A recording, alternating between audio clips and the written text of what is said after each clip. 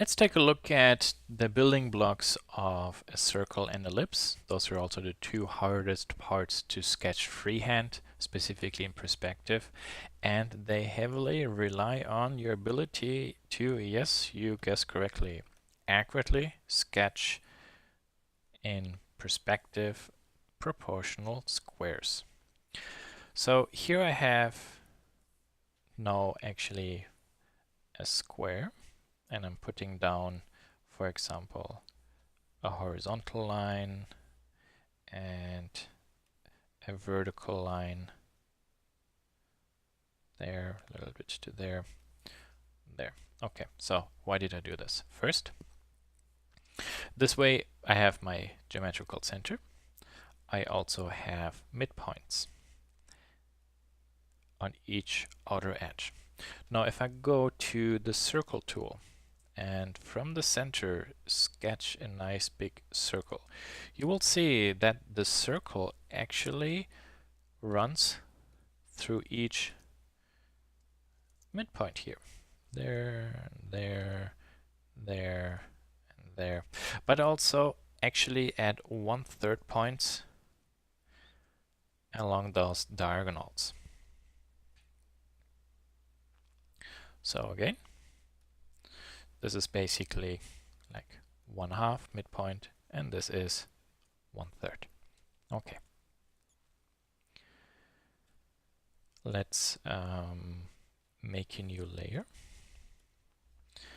And let's create a small proportional square. Good. And then here again, I put down my lines there, there, and there, and there. Okay, and then let's put down our ellipse. And you see the ellipse also fits into the square. Now we have actually a few very interesting elements to point out. First is actually this line, or this one basically. Yeah, let's use this big pen there. So this is actually called our minor axis. I, for example, also think about it as my z axis. And this one here, this green one, that is actually called the major axis. Not necessarily, but in this case it nearly fits. You can think about it as a diameter. Okay, so why is this one actually important to know? So let's do this. I'm going to select everything and then I just move it a little bit up to there. Okay, perfect. Go to my drawing tool and sketch myself some lines down there. And let's put in another ellipse. And let's hope I get the size plus minus the same. Okay, currently of course this is totally wrong, but I'm trying to show you something here.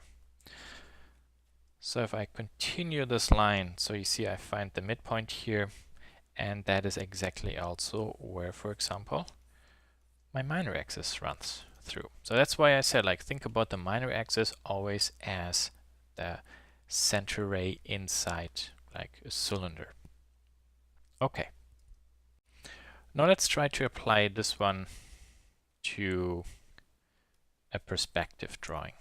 Okay, so quickly I'm putting down myself a nice horizontal line, vertical one, yeah, plus minus there, and there, and there, maybe or there, roughly there. Okay, good. Maybe let's zoom in a little bit so it's bigger.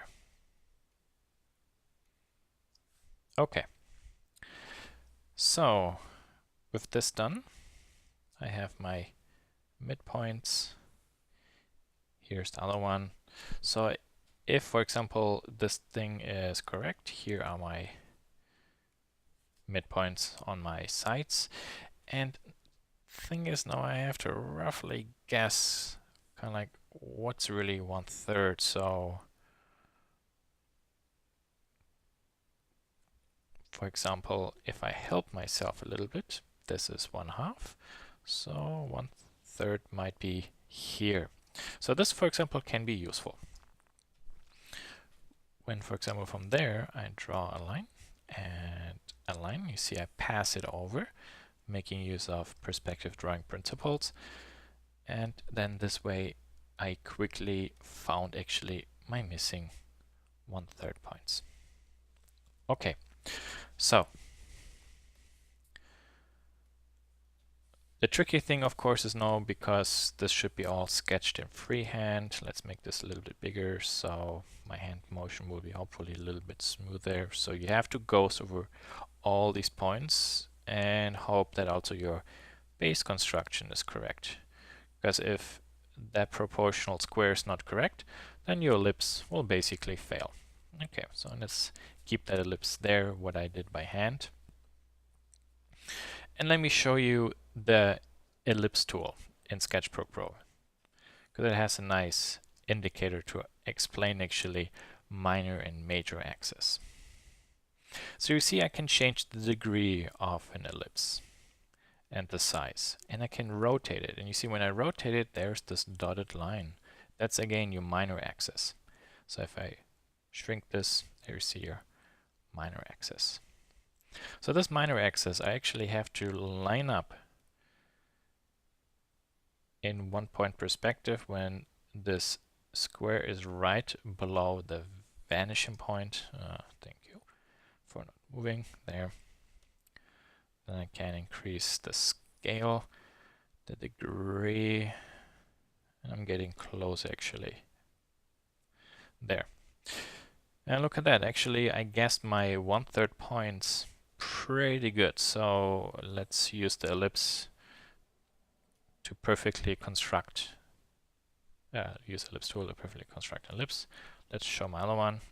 See, upper left corner was good, and the rest got a little bit wacky. Okay, so that's, for example, how you have to construct an ellipse in 1-point perspective. Now, we can continue using this, for example, to create maybe a cylinder. So, for example, here up, and up, and up, and up, and then there, and there, there, and there. Okay.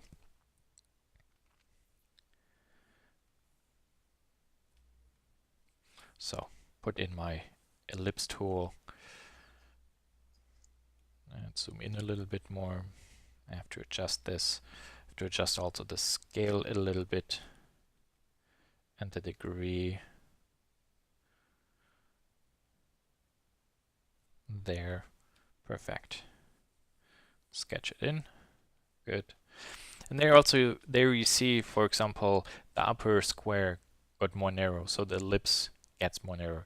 The lower square is fatter, or you see more, so the ellipse there is bigger.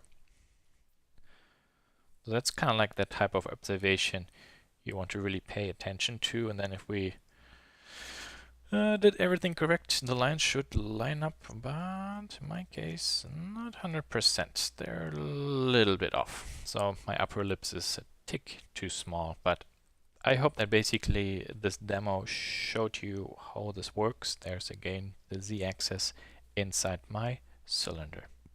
Okay, so that's then the process you can use to create or sketch a cylinder, 1-point perspective, with just the cylinder going up and down.